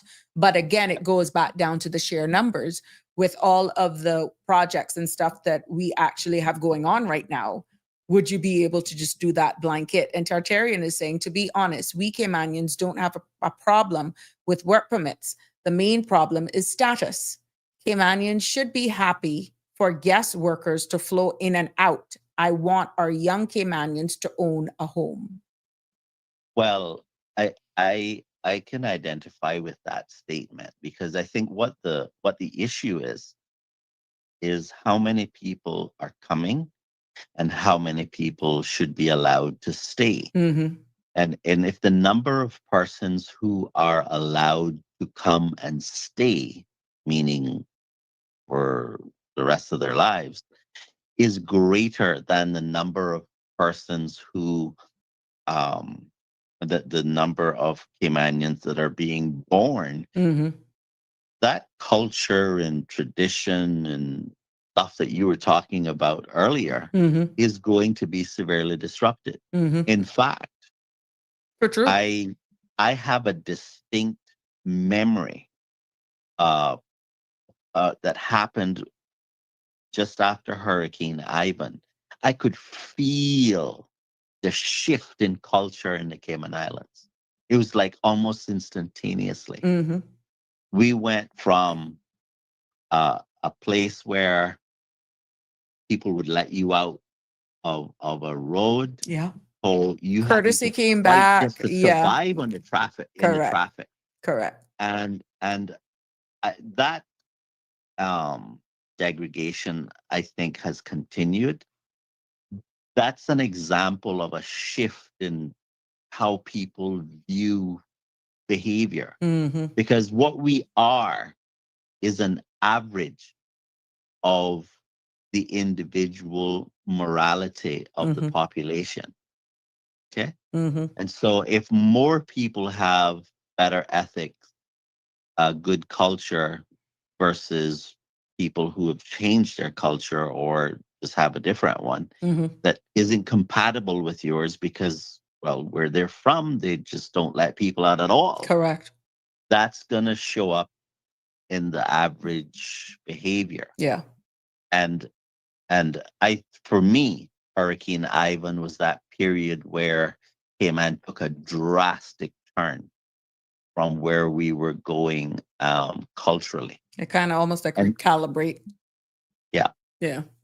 yeah. Mm-hmm. Which is Anyhow, what I I'll think leave it people there. are asking for with this immigration reform. But Well, it's different times now. And that is where the balance, it's a delicate well, balance. well, why is it that the government is rejecting the cap that I have proposed on the number of people who should be allowed to get status, uh, and any, say, in a period of a year? Mm. Why is the government rejecting that? Well, I guess that statement will come when it's being debated on the floor of Parliament in 2026. But there's still an Well, opportunity between now and then for you to engage with the necessary powers that be to ask for the question. Maybe they may have a change of heart. well, it can't be because it's hard to do. General registry makes it very clear that it's not difficult to do, Mm-hmm. to determine the numbers you would need to work with in order to implement such a policy. It doesn't Right. require us doing a census or anything. Mm-hmm. Um, and The information and is if there. and if you say that you want controls, but you don't want to put in place provisions that bring Troll. controls, Mm-hmm. then it causes me to question whether you're actually interested in controls at all, or whether you're interested in the status quo by another name. Okay. Well, we can only wait and see, my dear. Yeah. Take care. Thank you so much. Have a good All right. evening. Yes. You too. Sure. Bye-bye. Always good to get to bounce off of Denny, and Denny come with thought-provoking addition to her discussion. Barbara G says, owning a house should in no way be part of qualifying for residency. This is only pushing the prices up for everyone. Yes, that has been identified as well, Ms. Barbara, and we're hoping now that these are all the factors, if they're going to be looking at the point system for permanent residents, that will be also taken into consideration with this review. Denver, not only on status, but certain nationalities should be a cap. Yes, and that actually, Denver is in the point system for permanent residents, that they look at the data of how much nationalities, and there are actually points that are taken away for those nationalities that are in high number. And we've identified here today, in me preparing for this topic, that Jamaica still stand at the highest number, led then by Indians. And yeah, so they're climbing, and Filipino nationals also have the numbers. But remember, everyone now that is absorbed, be it by marriage, by naturalization, or by PR, eventually will become Caymanians. So we're seeing where we're looking a little different as Caymanians. But yes, there we go. We have come to the end of another, by 6 minutes, another episode of Sabrina Speaks right here. And I hope that you were, it's as sobering as this conversation was. I could be honest with all of you. Thank you for sticking with me. Thank you for joining me. As sobering and as hard as it was for me trying to project and to deliver today's episode in a respectful manner, in one that how you process it and how you think of where I'm trying to stand would probably make me feel anti-Caymanian or whatever. Oh, and yeah, Denny, they said we must give you a kaboom. You've been getting a lot of those, Denny. And Connie's even agreeing with you.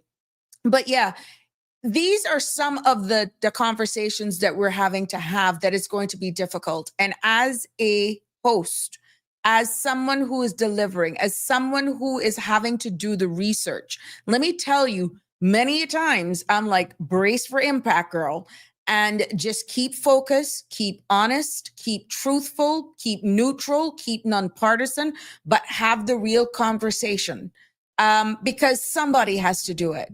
And this is why your feedback is critical.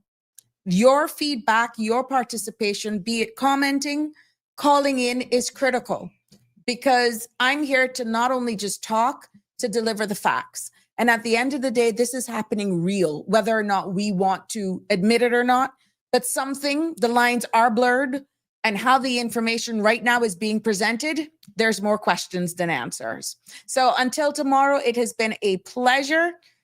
Connie saying, yes, she agrees with you, Danny. Good night. Oh, good night to you, my love. Thanks for another great show. You're more than welcome, Miss Barbara. Thank you for participating.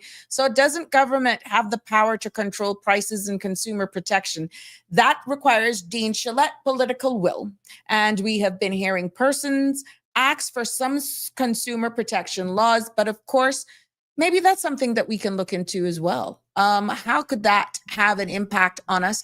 We need to look at all of these things and how we're asking for these, because there is a national broad impact on any decision that we make, even though people have been calling for consumer protection legislation for years. Price control, hold on. You may think that is the way to go, but it's deeper than that, Dean Shillette. I will probably do some research on that and do the pros and cons for you to let you know how that, if that is mishandled, then I'm sorry, my love. We're going to lose business for you telling me how much I should be selling a tray of eggs for, how much I should be charging for, let's say, getting my nails done. They're just certain things. That is a deeper, and without statistics, Dean, we gotta be careful with that one, to be honest. Yeah, Tartarian. A man told me he would never do certain jobs back in India that he is now doing, that he's doing here in Cayman. It's not only Caymanians that has that attitude. Oh, Tartarian, that is me saying what you can imagine the attention I would get that if I were caught or seen at Foster's being a cashier. Nothing wrong with the job, waiting tables or being a server at Mango Tree Cabana or something like that, how people would behave. Yeah. So again, I agree. Thank you, Tartarian, for sharing that. And it's just how we feel amongst our own. And look at how much the population is in India. But can you imagine if they're saying that and their population is so big, he can move to another part of India and do menial task, whatever, or how you look at it. But again, it's how you're being perceived by your own that is really sad. But for us here in the Cayman Islands, where we don't have nowhere to go, as long as it's an honest living, or if we're in the position to make an income for ourselves, be it cooking food, selling jerk, whatever, as long as it's legal, who cares? You're making an honest living and you're not expecting government assistance. I think we should be applauded for being independent. But again, it has been my pleasure bringing you another episode of Sabrina Speaks. It's always good hearing and getting your feedback. It means the world to me. Until tomorrow, please remember the drone show is happening this evening out in town. And I'm not so sure if I'll be going. By the time I get there, it'll probably be done anyhow. So until tomorrow, have a good evening. Mwah. Love you lots. Good night. Stay safe. That's a wrap for today's edition of Sabrina Speaks. Thank you for tuning in and for being part of the conversation. Remember, the dialogue doesn't stop here. Stay engaged, stay informed, and most importantly, stay empowered. We'll be back tomorrow at 5 p.m., same time, same place, right here on CMR TV and radio, where your voice matters and your truth is heard. Until then, Cayman, take care of yourself and each other. That's it for today's edition of Sabrina Speaks, where your voice matters, your story counts, and your truth is always welcome. Join us weekdays from 5 until 6:30 p.m. right here on CMR TV as we dive into the topics that matter most to you. Catch the show live or on demand at cmrtv.com. And don't forget to follow us on Facebook, YouTube, and Instagram so you never miss a moment. Until next time, stay informed, stay engaged, and always speak your truth.